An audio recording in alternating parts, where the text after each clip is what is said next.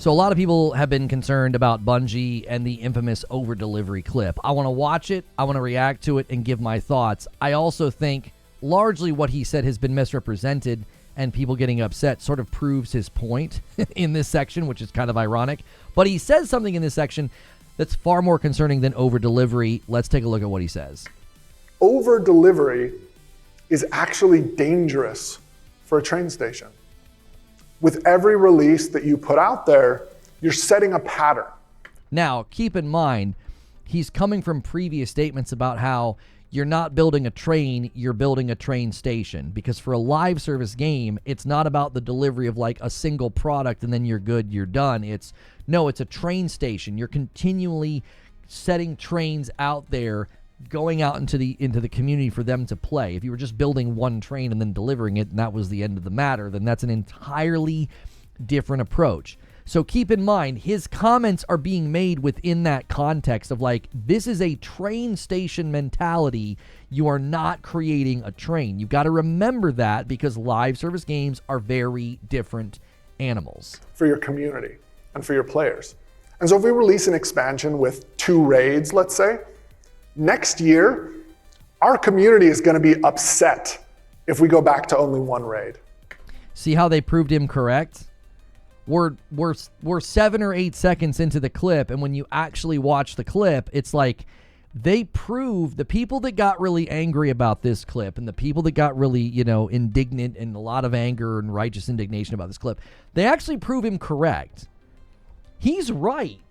If you went crazy on a DLC and gave it everything you had 2 raids and a dungeon and new maps and new this and blah, blah, blah, blah, blah, you gave it everything you had, that's what's expected next time.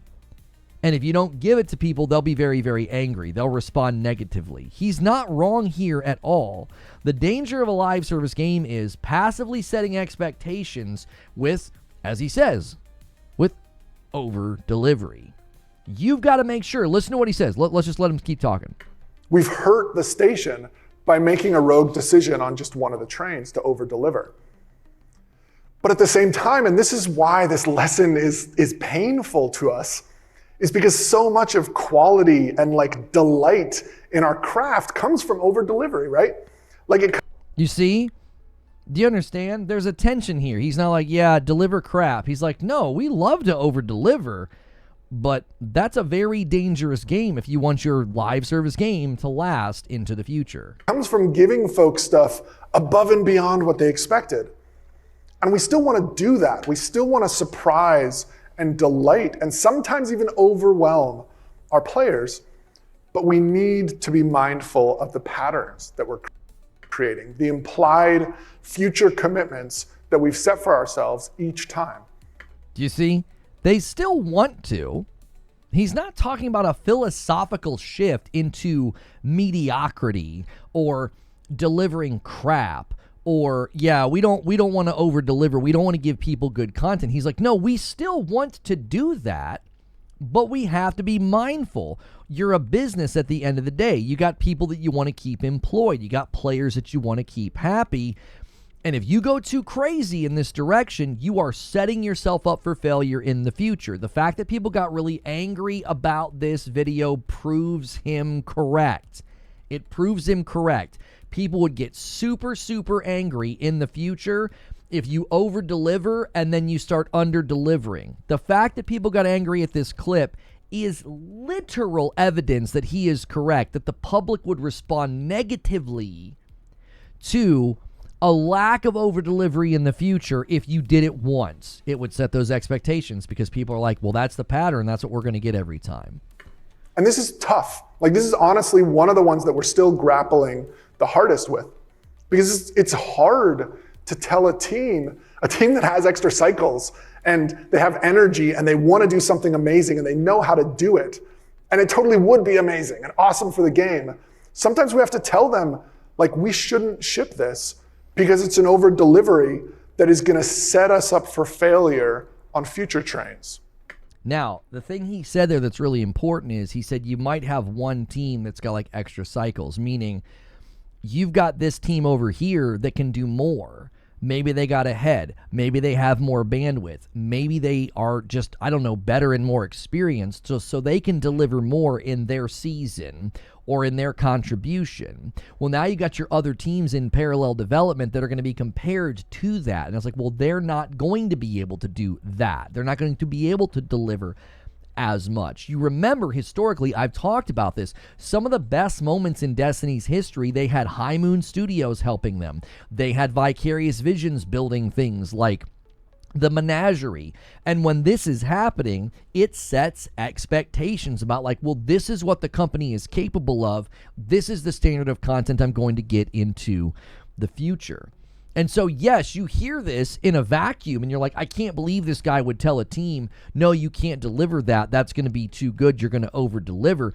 He is talking about sustaining a business model, which is where I actually think in a minute here, there is something far worse in this clip than the over-delivery section. The over-delivery section makes perfectly good sense. It's logical, it's sensible, it's not inflammatory, it's not promoting mediocrity, it's promoting longevity.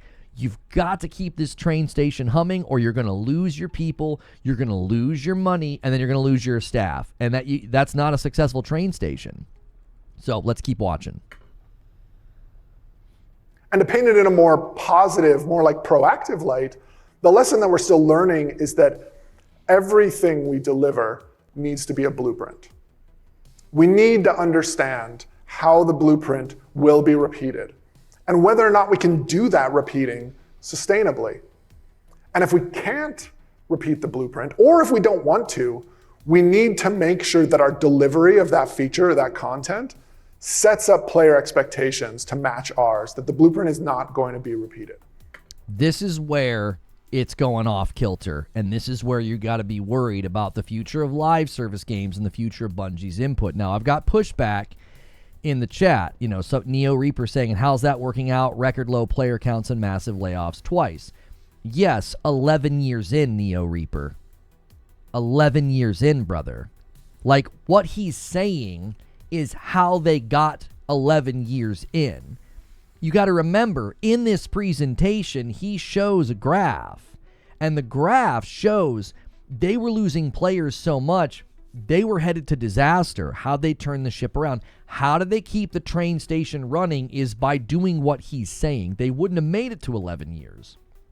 There would be no record player count drop-offs and massive layoffs right now because they'd be doing something else. They'd have moved on to something else. Maybe they would have closed up shop. I don't know. What's the date of this speech? This is a GDC presentation from 2 years ago in 2022. So he's reflecting back on how they got out of the 2018 crisis of they were losing players and how did they survive, basically. You don't make it to 11 years. He's essentially sharing the lessons that they learned along the way. This is exactly, I'm going to tell you something right now. This is probably very similar input that they gave to Naughty Dog. They went to Naughty Dog and they were like, okay, this is how you're going to have to maintain the game. You're going to need to have blueprints, parallel development, cycles of maintaining the game, cycles of adding content. You're going to have this level of support, or you don't have a train station. You just have a game that you're going to launch and it's going to die on the vine.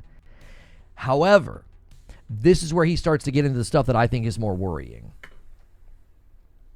So like a good example of this recently was our legendary difficulty for our campaign. That was a cornerstone feature of the Witch Queen, and it's been really well received. Like I think it really made that expansion better than our previous ones. And it also was a meaningful step up in the amount of work that we had to do building a campaign, because we had 2 difficulty modes that were finely balanced for every single mission. And we knew that going in, so we designed it as a blueprint. And we weren't just worried about whether we could ship the Witch Queen. We were worried about, can we ship this blueprint and repeat it in every future expansion? Which fortunately now, like we want to, because it's a proven success. This is where you're going to see the beginnings of what hurt them right here. He's getting into what hurt them. This is eerily prophetic, because you start getting into blueprints, you start getting into design philosophy that prioritizes the blueprint over the product, And that's when you get guys like streamers saying it's the same thing, it's the same thing, it's the same thing, right? It's very production line. There's no passion, there's no love, and your interest wanes and drops. Just listen as he goes on here. So yeah, returning all the way back to this moment in 2018. At the time, it honestly felt like it could be the end for us, like for D2 altogether. But what it really was the inflection point that was the beginning of us really understanding and embracing a live service mindset. This was the inciting incident that led us to some big multi-year shifts in our mindset. This is what helped us solidify a bunch of these learnings that I've tried to walk through with y'all, like how your velocity is so much more important than your current position. That to achieve that velocity, we have to get really comfortable with failing out in the open.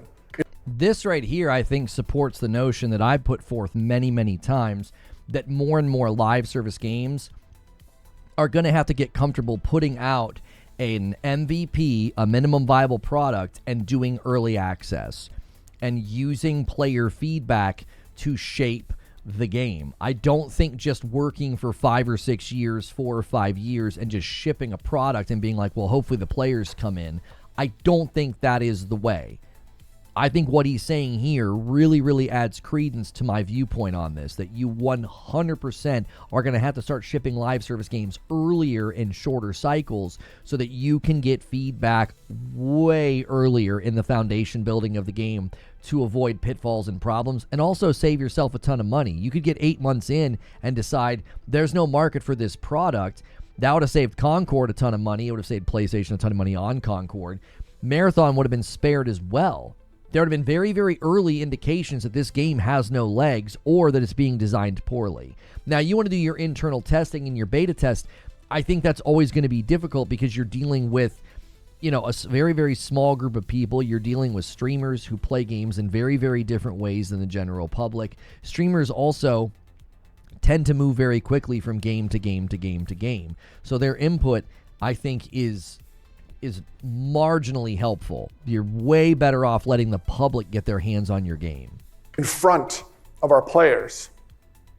That when you're in a live service crisis, prioritizing trust, then retention, then revenue. Right now, they're at ground zero on reset. Right now, Bungie has to work on this, trust. And that could be why you're seeing Parsons ousted, Truman elevated, and then, obviously PlayStation is potentially leaning in and calling, greater shots, right? But retention and revenue, this is where they flipped all this upside down. Revenue and retention are prioritized significantly more right now than anything else. If you watch a lot of the feedback and a lot of the videos that I showed you guys recently about Edge of Fate, the entire game has been structured around retention. The entire game has been structured around retention, hoping to drive revenue. And the trust is not there. The trust has completely evaporated from the equation. So that's where they are right now. Could help you get out of it. And that you need all of your designs and all of your creative decisions to be data informed. This is where you should have alarm bells going off right now. This is far more concerning than, oh yeah, don't over-deliver. Because now he's really landing the plane as what killed their game. They went with data-informed design. That's why everything became about retention. Everything feels repetitious. Everything's a blueprint of a blueprint of a blueprint. It's why the game feels soulless. It is. It's one of the reasons that the game has declined. It's not just franchise fatigue. That's a part of it. It's not just the end of an era in the Dark Light saga. That certainly played a part.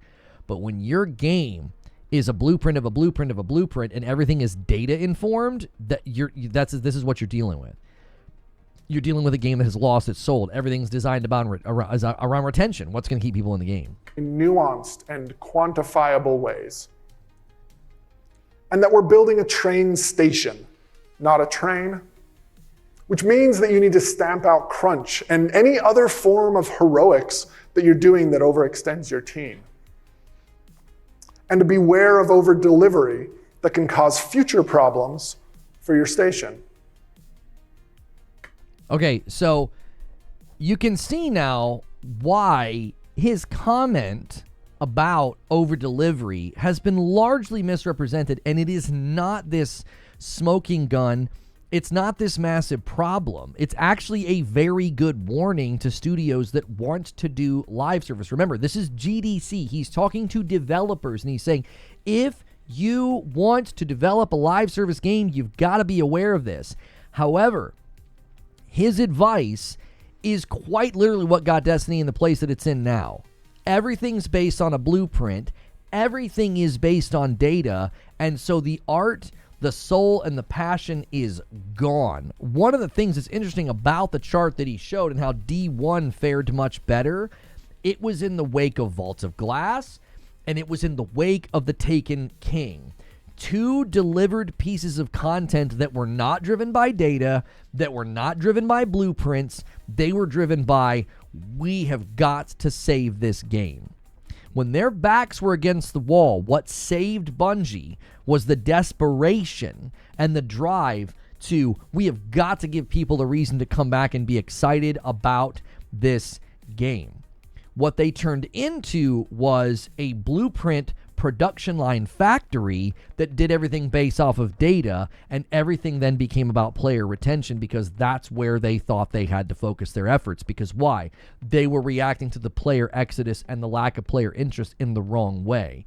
I don't know how they move forward other than to start over and to work on Destiny 3, but we'll see if PlayStation's in a position to get them to do that. But for now, I think this spells a very dangerous picture for future live service games, even from PlayStation. If this is the type of input you're giving to those games, I think you're giving them very, very mechanical, very, very neutered, and very bland sorts of structure that will lead to just more failed live service games in the future.